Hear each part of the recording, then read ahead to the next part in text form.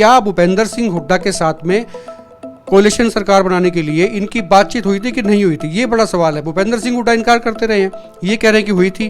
भूपेंद्र सिंह हुड्डा कह दें कि नहीं हुई थी, वो कहते हैं हम सबूत कुछ और देंगे, कुछ रिकॉर्डिंग्स देंगे। लेकिन भूपेंद्र सिंह हुड्डा ने चुप्पी साध लिया, वो इस पर कोई कमेंट नहीं कर रहे, बचना चाह रहे हैं। देखो सर्वेश भाई, कई बार क्या चीज़ें हैं ना, पहली बात तो आप इस बात को भूल ही जाओ कि बातचीत नहीं हुई होगी। बातचीत इसलिए हुई होगी, हालांकि मेरी उस मामले में कोई, तो आप ये मान रहे हैं बातचीत तो हुई थी? मैं मान रहा हूँ उसमें, और बातचीत करना कौन सा, ये बताने में भूपेंद्र सिंह हुड्डा को क्या परेशानी है कि हाँ हुई थी बातचीत? देखो पहली बात तो कोई प्रॉपर आदमी बोले दिग्विजय चौटाला की बात का जवाब, वो क्या है दिग्विजय चौटाला, उनकी बात का जवाब चौधरी भूपेंद्र सिंह हुड्डा देंगे। कि बीजेपी को समर्थन देने की वजह से पूरे हरियाणा में जो उनकी छीछा लेदर हो रखी है, उसको, उस डैमेज को कंट्रोल करने के लिए ये चीज़ें कही जा रही हैं। आपको कितना लगता है कि जो 2024 में चुनाव होगा उसमें वोटों का पोलराइजेशन होगा, कितना लगता है? देखो पोलराइजेशन तो सर्वेश भाई बिल्कुल होगा। जाटों का पोलराइजेशन चौधरी भूपेंद्र सिंह हुड्डा की तरफ होगा। यही तो मैं पूछना चाह रहा था, यही आप स्वीकार भी कर रहे हैं कि जाटों का पोलराइजेशन भूपेंद्र सिंह हुड्डा की तरफ होगा, तो आपको लगता नहीं इससे कांग्रेस को नुकसान हो जाएगा?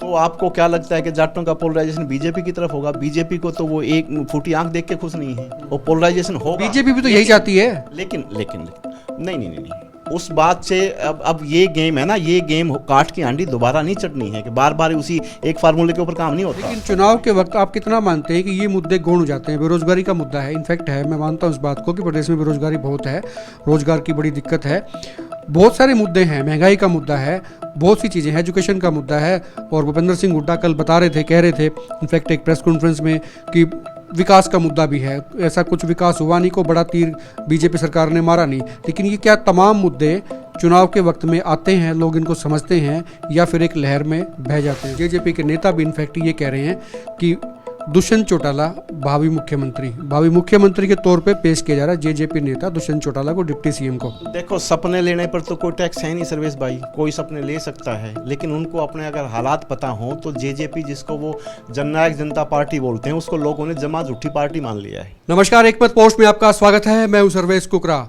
इस वक्त हमारे स्टूडियो में एक खास मेहमान हैं, एडवोकेट सुखवंत डांगी, कांग्रेस के नेता हैं। पूरा हरियाणा जानना चाहता है कि आखिर सरकार बनने से पहले क्या जेजेपी नेताओं से, दुष्यंत चौटाला से भूपेंद्र सिंह हुड्डा की बातचीत हुई थी, नहीं हुई थी, और अगर हुई थी तो क्या हुई थी? आपको याद होगा 2 दिन पहले ही दिग्विजय चौटाला ने एक प्रेस कॉन्फ्रेंस की और प्रेस कॉन्फ्रेंस में काफ़ी सारी चीज़ें सबूत के साथ में पेश की, ये जताने की कोशिश की, ये दिखाने का प्रयास किया कि हम ठीक हैं, भूपेंद्र सिंह हुड्डा, दीपेंद्र सिंह हुड्डा झूठ बोल रहे हैं।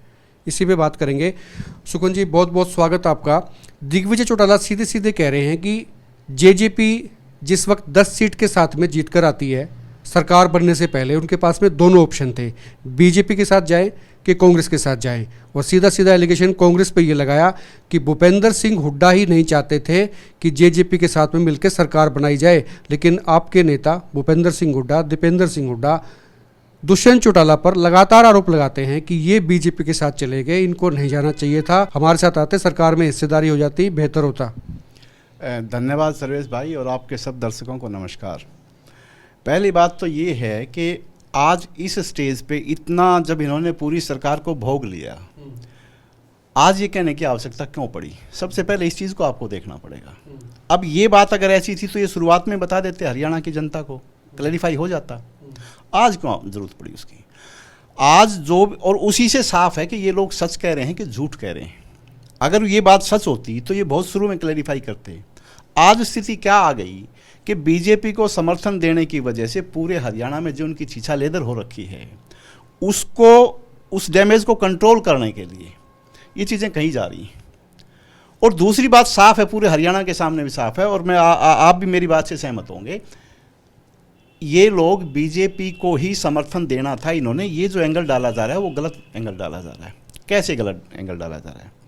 आप याद करो 2014 का लोकसभा चुनाव हिसार का, आपको ध्यान होगा दुष्यंत चौटाला यहाँ से चुनाव लड़ रहे थे, मोदी की सभा इन्होंने नहीं होने दी थी, और उस बात को बाकायदा इन्होंने एक ग्लोरीफाई तरीके से भी किया था, और मोदी को समर्थन देंगे, सारी चीज़ें बीजेपी के साथ पहले से सेट थी, उस वक्त से इनकी अंडरस्टैंडिंग है।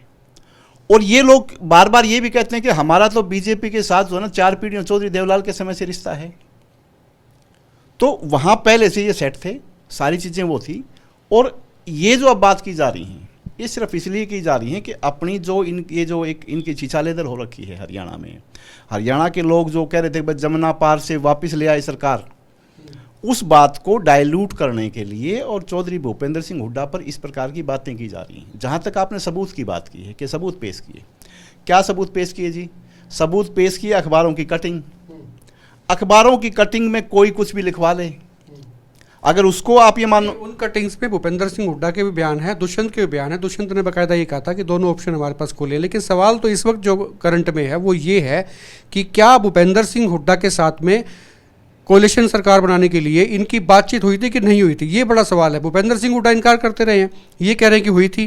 भूपेंद्र सिंह हुड्डा कह दें कि नहीं हुई थी, वो कहते हैं हम सबूत कुछ और देंगे, कुछ रिकॉर्डिंग्स देंगे। लेकिन भूपेंद्र सिंह हुड्डा ने चुप्पी साध लिया, वो इस पर कोई कमेंट नहीं कर रहे, बचना चाह रहे हैं। देखो सर्वेश भाई, कई बार क्या चीज़ें हैं ना, पहली बात तो आप इस बात को भूल ही जाओ कि बातचीत नहीं हुई होगी। बातचीत इसलिए हुई होगी, हालांकि मेरी उस मामले में कोई, तो आप ये मान रहे हैं बातचीत तो हुई थी? मैं मान रहा हूँ उसमें, और बातचीत करना कौन सा, ये बताने में भूपेंद्र सिंह हुड्डा को क्या परेशानी है कि हाँ हुई थी बातचीत? देखो पहली बात तो कोई प्रॉपर आदमी बोले दिग्विजय चौटाला की बात का जवाब, वो क्या है दिग्विजय चौटाला, उनकी बात का जवाब चौधरी भूपेंद्र सिंह हुड्डा दें क्या? ये सारी चीज़ उसके सामने है। और वो बात उसकी वजह ये है कि दोनों ही बीजेपी के विरुद्ध वोटों के साथ, कांग्रेस भी उस वक्त और जेजेपी भी उस वक्त आई थी, और ये प्रयास जो था बिल्कुल, और वो बिल्कुल क्लैरिफाई उस चीज़ की, दीपेंद्र हुड्डा जी ने शायद कल कहा है कि भाई वो चीज़ें, वो जो 3 मुद्दे जो ये बता रहे हैं, वो मुद्दे उनके उसमें थे, ऑलरेडी कांग्रेस के उसमें थे, और उस पर समर्थन देने की। साहब दीपेंद्र सिंह हुड्डा की आप बात कर रहे हो, प्रोफेसर वीरेंद्र सिंह ने एक उनको गाइडलाइन दे दी। लोग बता रहे हैं कि भी इस मुद्दे पे बोलिए मत, अगर बोलोगे तो फंस के खड़े हो जाओगे। इसलिए भूपेंद्र सिंह हुड्डा भी कोई कमेंट नहीं करें। दीपेंद्र सिंह हुड्डा ने भी यही कहा कि नहीं छोड़िए, हमारे जो बयान आ गए उन्हीं को देख लीजिए, इस पर कोई बोलना नहीं चाह रहे। उनको लगता है कि गलत गेंद पे पाव लग गया।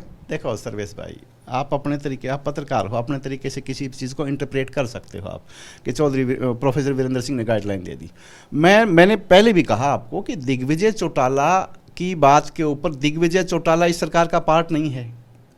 या तो दुष्यंत इस बात को बोले, उनका कोई प्रॉपर आदमी बोले। अब दिग्विजय चौटाला तो एक बच्चा है, उसकी बात पर चौधरी भूपेंद्र सिंह हुड्डा बोले।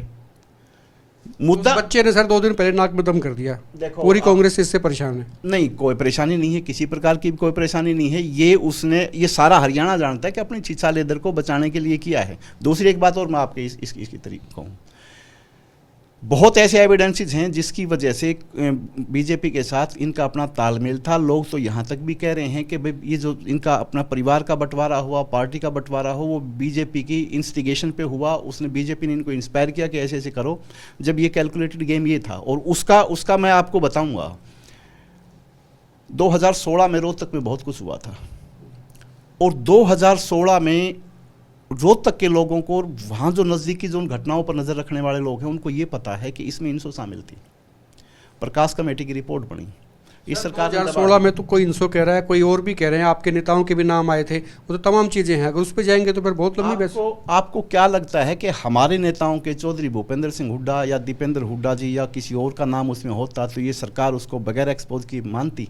उस प्रकाश कमेटी की रिपोर्ट को दबा। प्रोफेसर वीरेंद्र सिंह की तो ऑडियो टेप भी सामने आ गई थी साहब। प्रोफेसर वीरेंद्र सिंह का जो मामला है वो सब जुडिस है, उसके ऊपर बोलना ठीक नहीं है, लेकिन उसमें भी कोई ऐसी बात नहीं थी। उसमें ये कहा, वो बात बिल्कुल उस बात को एक मुद्दा बनाने की बात थी। अब हम तब तो उस बात को सही मानते कि प्रकाश कमेटी की जो रिपोर्ट थी वो बिल्कुल की बिल्कुल आउट होती, और उसमें सारी, वो इसलिए आउट नहीं की गई कि इन बहुत लोगों के नाम थे जो बीजेपी ने अपने तरीके से करवाया था। अब मैं उस चीज़ को यहाँ पे इसलिए कह रहा हूँ कि इन लोगों की जो ये एक ग्रुप था ना, अजय परिवार का जो ग्रुप है, इसकी बीजेपी के साथ आप इनकी आइडियोलॉजिकल इनको देख लो, इनकी सारी चीज़ें देख लो, ये लोग संघ के साथ, बीजेपी के साथ बहुत पहले से मुलविस हैं। और मैं इसमें तो इनकारी है ही नहीं। इस बात से तो मैं भी इत्तेफाक रख रहा हूँ कि भी उनकी ट्यूनिंग है। वो तो खुद कह रहे हैं सरकार उन्होंने मिलकर बनाई है। ओम प्रकाश चौटाला भी कह चुके हैं कि बीजेपी के साथ में अलायंस रहा उनका पहले। तो सर्वेश भाई, जब इस बात से इनकार नहीं है कि वो लोग पहले से उनके साथ मुलविस थे, उनके साथ मिक्स थे, तो फिर ये बात आज इसको उठाना कि कांग्रेस सवाल तो सिर्फ ये हो रहा है कि क्या भूपेंद्र सिंह हुड्डा से भी बातचीत इनकी हुई थी कि नहीं हुई थी? क्योंकि ये आरोप लगे कि भूपेंद्र सिंह हुड्डा नहीं चाहते थे कि वो मिलके सरकार बनाए। क्यों? मैं आपसे पूछता हूँ, क्यों? 10 सीट उनकी थी, कांग्रेस की बहुत ज़्यादा सीटें थी, उससे क्या नुकसान था चौधरी भूपेंद्र सिंह हुड्डा को? तो वो बताएंगे क्या नुकसान उनकी जो बातचीत हुई कि नहीं हुई, मैं इस स्टेज पे आपको नहीं मैं कह सकता, क्योंकि मेरी चौधरी भूपेंद्र हुड्डा से इस बारे में बात नहीं हुई उनकी। लेकिन मैं एक बात आपको कहता हूँ कि मैं उस वक्त जब विधानसभा के चुनाव के जस्ट बाद मेरी दीपेंद्र जी से एक मुलाकात हुई थी, और दीपेंद्र जी ने उस वक्त हमें ये कहा था कि जी हम इनके साथ, क्योंकि उस वक्त पूरे हरियाणा की और पूरे किसान समाज की और पूरी सब की इच्छा ये थी कि किसी भी तरीके से बीजेपी प्रदेश से जाए, और इसके बारे में अगर सबसे ज़्यादा ईमानदार थे कोई व्यक्ति, तो वो ये परिवार था, हुड्डा साहब थे, दीपेंद्र हुड्डा थे।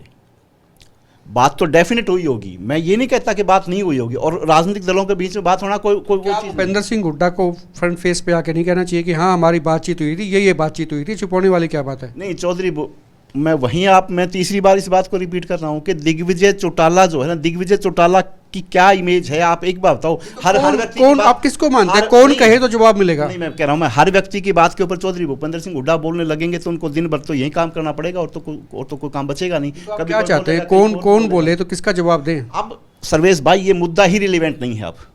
अब मुद्दा रिलेवेंट नहीं है कि उस वक्त क्या हुआ था, क्या नहीं हुआ था। अब तो जो हुआ कि किस प्रकार से इन्होंने बीजेपी की सरकार बनवा दी, और बीजेपी की सरकार बनवा दी, और अगर ये बातें थी तो मैं ये कह रहा हूं कि इनको उसी वक्त प्रेस कॉन्फ्रेंस करके और इस बात को हरियाणा प्रदेश की जनता के सामने रखना चाहिए था कि जी ये देखो, हमने भूपेंद्र सिंह हुड्डा जी को भी ये ऑफर दिया था और उन्होंने इन बातों को इनकार कर दिया, तो इस वजह से हम बीजेपी के साथ जा रहे हैं। ये आज खिसियानी बिल्ली खंबा नोचे वाली बात है। आज जब इनकी पूरी छीछाछाली इधर हो चुकी, क्यों हो चुकी? क्योंकि बीजेपी से पूरी हरियाणा प्रदेश की जनता पिछले चुनाव में आपने देखा होगा कि उसको बाहर कर दिया था। लेके आने वाले हैं तो ये लोग हैं, और इन्होंने उसके बाद प्रदेश में क्या किया है, किस प्रकार के घोटालों की बात हुई है। आप बिल्कुल एक नॉर्मल व्यक्ति से भी जो गांव में शहर में भी नहीं जाता, उससे भी बात करोगे तो बता देगा कि किस प्रकार से इन्होंने इस बीजेपी की सरकार, इस सरकार को जो इन्होंने अपनी बनवाई है, उसका फ़ायदा उठाया है। और इस चौटाला परिवार के तो कितने लोग इसमें हैं। अब आदित्य जी को कल ही चेयरमैन बनाया गया था, ये लोग तो बहुत बेनिफिशियरी हैं, और बेनिफिशियरी होंगे तो उसको बनाने के लिए काम करेंगे। इनको तो बड़े ओपनली इस बात को एडमिट कर लेना चाहिए। अब पता नहीं किस बात की इनके अंदर भय है, किस बात का वो है कि अब इस बात को डाइल्यूट करने की कोशिश की जा रही है। इसका मतलब ये है कि अंदर भय बैठ चुका कि भाई हरियाणा प्रदेश की जनता अगले चुनाव में आप लोगों को घुसने नहीं देगी, और वो हालात हो रखे हैं। इसीलिए इस प्रकार की बातें कह के लोगों के ध्यान को डाइवर्ट करना चाहते हैं। और ये चीज़ें सारी है ना, वो एक वो है, इनका अपनी प्लानिंग है कि भाई ये कहेंगे वो कहेंगे, इसे कोई फर्क नहीं पड़ना है। हरियाणा प्रदेश की जनता को सबको पता है कि इन्होंने क्या गेम खेला और क्या किया। खुद जो है चौधरी अभय सिंह चौटाला बयान दे चुके हैं कि ये लोग बीजेपी के साथ शुरू से मिले हुए थे। अब इनके परिवार का व्यक्ति जो इनके साथ था, परिवार एक है, पार्टी एक थी, जब वो कह रहे हैं तो आप उस बात को नहीं, उसको हरियाणा प्रदेश की जनता जानती नहीं है क्या? ये तो खुद दुष्यंत ने इनकार नहीं किया कभी कि उनकी बातचीत नहीं हुई है। वो तो कह रहे हुई है, वो तो ये कह रहे हैं कि हमारी उनसे भी हुई है और इनसे भी हुई है। नहीं, उसमें सर्वेश भाई मुद्दा ये है कि देखो, दो व्यक्तियों से आपकी बात होनी है तो आप जाओगे कहाँ? उस व्यक्ति के साथ जाओगे जिसके साथ आपकी पहली एडजस्टमेंट है। दूसरी बात एक और है कि ये लोग अब इस बात को कह रहे हैं, बीच में पूरे परिवार ने एक बहुत बड़ा हो हल्ला मचाया कि चौटाला साहब और अजय भाई साहब की जो सज़ा कराई वो हुड्डा साहब ने कराई। आपने भी देखा होगा, कभी सोनिया गांधी का नाम लिया, कभी कांग्रेस का नाम लिया, कभी हुड्डा साहब को तो बहुत ज़्यादा टारगेट किया गया। अब ये बात है कि और अभी भी ये तो रिसेंटली बयान भी थे इनके पीछे भी, दिग्विजय चौटाला के ही बयान थे कि भाई हुड्डा साहब ने हमारी चौटाला साहब की सज़ा कराई है। और उस वक्त इन्होंने बड़ा कैटेगोरिकली ये बात कही थी कि हम उस व्यक्ति के साथ कैसे जाएं जिसने हमारी सजा करा दी। अब समझो इस सारी चीज़ को। अब सिर्फ और सिर्फ इस बात को डाइल्यूट करने के लिए, हरियाणा प्रदेश की जनता को मतिभ्रम करने के लिए ये लोग इस प्रकार की बातें कर रहे हैं। बिल्कुल झूठी बात है, और इस बात में कोई भी दम नहीं है, क्योंकि इनकी जो भी मोडस ऑपरेंडी थी ना, वो बीजेपी के साथ मिलकर के और संघ परिवार के साथ मिलकर के थी। और हरियाणा प्रदेश की जनता आगे भी देख लेगी, पूरा देश देखेगा कि ये लोग वहाँ से उन्हीं के इशारों पे नाच करेंगे। बंदर उतना ही नाचेगा जितनी कठपुतली नचाएगी। आपको कितना लगता है कि जो 2024 में चुनाव होगा उसमें वोटों का पोलराइजेशन होगा? कितना लगता है? देखो, पोलराइजेशन तो सर्वेश भाई बिल्कुल होगा। एक तरफ बीजेपी को हराने वाले लोग होंगे, एक तरफ बीजेपी को जिताने वाले लोग होंगे, तीसरी कोई मंच नहीं बचेगा। क्योंकि हरियाणा में इतना हाहाकार मचा हुआ है हर वर्ग के अंदर। इतना इसको ये भी कह सकते हैं कि एक तरफ जो हुड्डा के समर्थक है वो होंगे, दूसरी तरफ उनके जो खिलाफ लोग हैं वो होंगे। देखो, मुझे ये कहने में कोई गुरेज नहीं है कि अब जैसे इसमें कुछ लोग ऐसे भी होंगे जो हुड्डा साहब से हो सकता है पहले नहीं सहमत हों, लेकिन आज वो स्थितियाँ इस प्रकार की बन गई कि आप देख रहे हो कि कांग्रेस में हुड्डा साहब को ज्वाइन करने वालों की लाइन लगी हुई है। वो इसलिए लाइन लगी हुई है कि सिर्फ एक ही वो है कि बीजेपी और जेजेपी को, इन लोगों को सत्ता से बाहर कैसे किया जाए, और इससे जो भी व्यक्ति त्रस्त है, और मैं कह रहा हूँ पूरा हरियाणा त्रस्त है। आप अगर कोई वही जो 87 वाला जो बात थी ना जो चौधरी देवलाल की 85 सीट आई थी, अगर वो आ जाएं तो भी कोई अचंभा नहीं है, क्योंकि हर व्यक्ति त्रस्त है। आज इनको दिखाई दे रहे हैं अब बंदूकों के साए में अपने कमांडोज के साथ ये कहीं पर भी जा आए, लेकिन उस दिन आप और हम यहीं हैं जिस दिन देखेंगे, जिस दिन चुनाव होगा और ये लोगों के बीच में जाएंगे। जो जाट नेता बनने की ख्वाहिश मानी जा रही थी, समझी जा रही थी, भूपेंद्र सिंह हुड्डा चाहते हैं कि हरियाणा में एक जाट नेता के तौर पे उनका चेहरा सामने आए। इसका नुकसान आपको नहीं लगता कि 2024 में होगा? नहीं, ये चौधरी भूपेंद्र सिंह हुड्डा ने ये ख्वाहिश कब पेश की? उन्होंने तो वो तो बिल्कुल सबके साथ अब उनका 10। क्या आप उनको जाट नेता के तौर पे नहीं मानते? मैं पहले आपका उस सवाल का जवाब दे दूँ ना। आप पहले उनका 10 साल का जो रिजीम देखें उनका, उस रिजीम में क्या उन्होंने एक वो जो एक्ट लेकर के आए थे जिसमें जो मुजारे बैठे थे वो उन्हीं को दे दिया गया, वो जाटों के लिए था? दूसरी उनकी जो चीज़ें थी क्या वो सिर्फ जाटों के लिए थी? उन्होंने तो हर वर्ग को, हर चीज़ को। इस बात से इनकार कर रहे हैं क्या भूपेंद्र सिंह हुड्डा जाट नेता नहीं है? मैं अभी आपके उस बात पे भी आ रहा हूँ। पहले मैं ये कह रहा हूँ कि किसी भी व्यक्ति, क्या व्यक्ति चाहता है वो मुंह से कुछ भी कहे, वो मटेरियल नहीं है, लेकिन वो काम कैसे करता है उससे उसका पता लगेगा कि वो क्या चाहता है। और मैं 10 साल की रिजीम इनकी अगर देखूं, 10 साल का शासनकाल देखूं चौधरी भूपेंद्र सिंह हुड्डा का, तो मुझे 1% भी नहीं लगता कि वो चाहते हैं कि मैं सिर्फ जाटों का नेता बनूं। वो उन्होंने जो काम किए हैं वो, ये बात सही है आपकी, वो ये नहीं चाहते कि सिर्फ जाटों का नेता बने, लेकिन ये तो चाहते हैं कि जाटों के नेता भी तो वही बने। देखो सर्वेश भाई, आप इस बात को इसको घुमाने का कुछ भी नहीं, वो बिल्कुल नहीं, वो सबके नेता बनना चाहते हैं और सबके नेता बनने के उन्होंने काम किए हैं उसमें। जहाँ तक जाटों की बात है, देखो जाट एक हरियाणा प्रदेश में एक बहुत एक पॉलिटिकली एक्टिवेटेड और बहुत पॉलिटिकली वाइज कौम है, और एक बड़ा उसका वो है, और बीजेपी को ये लोग हराना चाहते हैं। तो डेफिनेटली जो है ना वो जाटों का पोलराइजेशन चौधरी भूपेंद्र सिंह हुड्डा की तरफ होगा। यही तो मैं पूछना चाह रहा था, यही आप स्वीकार भी कर रहे हैं कि जाटों का पोलराइजेशन भूपेंद्र सिंह हुड्डा की तरफ होगा, तो आपको लगता नहीं इससे कांग्रेस को नुकसान हो जाएगा? तो आपको क्या लगता है कि जाटों का पोलराइजेशन बीजेपी की तरफ होगा? बीजेपी को तो वो एक फूटी आंख देख के खुश नहीं है, और पोलराइजेशन होगा। बीजेपी भी तो यही चाहती है। लेकिन नहीं, उस बात से अब ये गेम है ना, ये गेम काट की हांडी दोबारा नहीं चढ़नी है, कि बार बार उसी एक फार्मूले के ऊपर काम नहीं होता कि भाई जाट पोलराइज होंगे तो बीजेपी नॉन जाट को ले जाएगी। आप एक चीज़ देखो कि जाटों के पास तो ज़मीन है, चलो वो तो कमा खा लेंगे, देश में भूखमरी फैल गई तो वो तो अपना बोलेंगे खा लेंगे। जो दूसरे हमारे भाई हैं, जो कहीं को रेहड़ी लगाता है, कहीं को छोटा मोटा काम करता है, किस प्रकार के आर्थिक माहौल को इस प्रदेश की सरकार ने पेश कर दिया।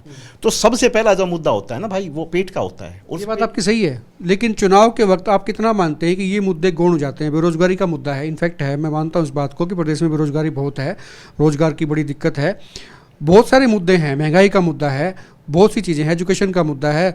और भूपेंद्र सिंह हुड्डा कल बता रहे थे, कह रहे थे इनफैक्ट एक प्रेस कॉन्फ्रेंस में कि विकास का मुद्दा भी है, ऐसा कुछ विकास हुआ नहीं, को बड़ा तीर बीजेपी सरकार ने मारा नहीं। लेकिन ये क्या तमाम मुद्दे चुनाव के वक्त में आते हैं, लोग इनको समझते हैं, या फिर एक लहर में बह जाते हैं? देखो, आपकी बात से मैं यहाँ पे एग्री करता हूँ कि बदकिस्मती ये है इस देश की और इस प्रदेश की भी कि चुनाव के वक्त लोग सही व्यक्ति का चुनाव नहीं कर पाते, वो कुछ दूसरे उनके कारण हैं। लेकिन मुझे इस 2024 के चुनाव की जो आपने बात पूछी है उसमें मेरे को ये लगता है कि लोग, क्योंकि सबसे पहली जो उनके ऊपर टारगेट है ना, उनके पेट के ऊपर है। तो कोई भी व्यक्ति, मैं ये सोचता हूँ कि इस संसार में कोई भी जीव है वो सबसे पहले अपने पेट की सोचेगा, अपने भूख की सोचेगा।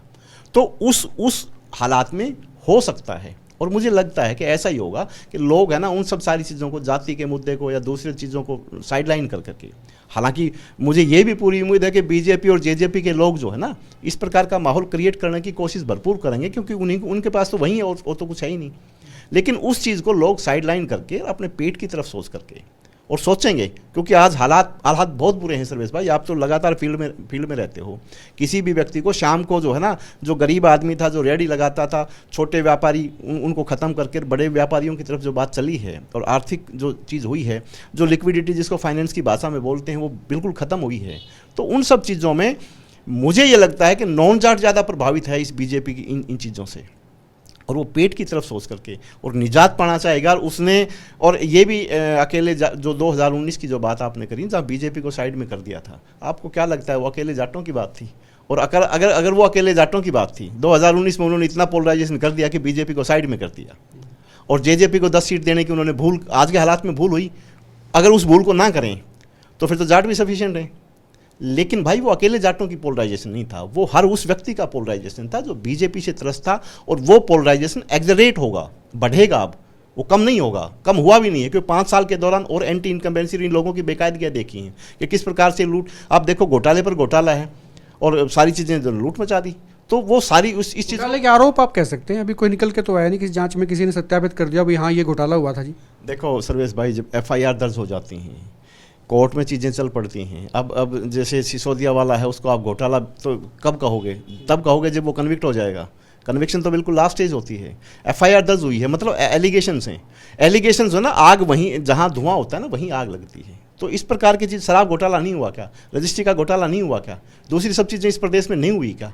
और हर व्यक्ति जानता है, जो भी थोड़ा बहुत घर से बाहर निकलता है उसको पता है कि किस प्रकार से 11, और ये तो MLA नारनौंद वाले खुद ही कह रहे हैं, अब किसी और के इसकी ज़रूरत ही नहीं है कि भाई 1,11,000 में जिम गया का मतलब हरियाणा में यही तो होता है ना, बिकर गया काम सारे के साथ। आपने कम कर दी सर, राम कुमार गौतम ने 14 महकमों की बात की थी, आप 11 पे आ गए। मैं 14, उन्होंने 14, वो ज़्यादा और बेहतर जानते होंगे, 11 ही तो। दरअसल बहुत शुरुआत में इस बात की परेशानी हो गई थी कि उनको तवज्जो नहीं मिली। आखिरी सवाल आपसे ये है कि जेजेपी के लोग, जेजेपी के नेता भी इनफैक्ट ये कह रहे हैं कि दुष्यंत चौटाला भावी मुख्यमंत्री के तौर पे पेश किया जा रहा है, जेजेपी नेता दुष्यंत चौटाला को डिप्टी CM को। देखो, सपने लेने पर तो कोई टैक्स है नहीं सर्वेश भाई, कोई सपने ले सकता है, लेकिन उनको अपने अगर हालात पता हों तो जेजेपी, जिसको वो जननायक जनता पार्टी बोलते हैं, उसको लोगों ने जमा झूठी पार्टी मान लिया है। जेजेपी की फुल फॉर्म जमा झूठी पार्टी है लोगों की नज़रों में।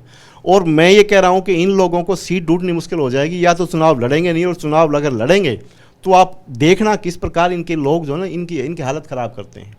आप उचाना में, या ये जो इलाका था, एक पर्टिकुलर एक ही इलाका था जहाँ से जेजेपी की सीटें आई थी, वहाँ इस इलाके में आप कहते हो नज़दीक है। कमियां तो कांग्रेस में बहुत है ना। अभी गुलाम नबी आज़ाद के आजकल इंटरव्यू चल रहे हैं, उनकी बुक आई है, उसके बाद उन्होंने कहा कि भाई कांग्रेस की जो गहरी बातें थी वो आज सबके सामने उजागर कर रहे हैं। उनमें से एक बड़ा पॉइंट जो हरियाणा के लिए भी स्टेक बैठता है ये कि यहाँ पर कुछ सिस्टम ही नहीं है। वो ये कहते हैं कि जिले बांट दिए जाते हैं, इस जिले में टिकटें वो देगा, इस जिले में टिकटें वो देगा, सेंट्रलाइजेशन कोई होता ही नहीं है। इसका नुकसान कांग्रेस को 2024 में भी हो सकता है। देखो, गुलाम नबी जी बहुत बड़े और कद्दावर नेता रहे हैं, उनकी बातों को रिबट करना मेरी हैसियत नहीं है, लेकिन फिर भी क्या होता है कि एक व्यक्ति जब जिस संगठन से या जिस ऑर्गेनाइजेशन से निकल के बाहर जाता है ना, उसको उसमें कमियाँ दिखाई देने लग जाती हैं। और तो उसी वजह से गुलाम नबी जी ने किताब भी लिखी, और जब मोदी जी रो रहे थे पार्लियामेंट में, तो उनका तो लगाव इतना अच्छा है, तो वो किताब लिखेंगे तो आपको क्या लगता है, वो कोई ऐसी चीज़ लिखेंगे अपनी किताब में जिससे मोदी को परेशानी हो? वो किताब में ऐसी चीज़ें लिखेंगे जिससे मोदी को ईजीनेस होती हो, उनको लोग सपोर्ट करने वाली बातें लिखेंगे। वो क्यों लिखेंगे? अब हर चीज़ का है ना एक इंटेंट होती है, हमारे क्रिमिनल लॉ में भी होती है और वैसे भी इंटेंट होती है। कोई भी व्यक्ति जब कर रहा है उसकी नीयत क्या है, और यही मैं कह रहा हूँ कि दिग्विजय चौटाला की जो अब उसने बयान दिया है, उसकी इंटेंट सिर्फ और सिर्फ इतनी है, लोगों की नज़रों में धूल झोंकना है, उसके अतिरिक्त कुछ भी नहीं है। क्योंकि अगर ये चीज़ें इस प्रकार की थी तो उन्होंने सिंस वेरी बिगिनिंग हरियाणा प्रदेश की जनता को इस प्रकार से साफ कर देना चाहिए था कि ये देखो भाई, हमारी बातें जो है ना चौधरी भूपेंद्र सिंह हुड्डा नहीं मान रहे, इस वजह से हम बीजेपी में जा रहे हैं। शुक्रिया बात करने के लिए। ये थे एडवोकेट सुखवंत डांगी। उनका ये कहना है कि जेजेपी के नेता या जेजेपी आप कहें, इस वक्त बचाव के रास्ते ढूंढ रही है, और इनका ये भी मानना है कि उनको लग गया है कि आने वाला वक्त उनका नहीं है, इसलिए बोल दूसरे के पाले में डालने की कोशिश की जा रही है। खुल के कमेंट करें, वीडियो को शेयर करें, और आप देखते रहिए एक मिनट पोस्ट।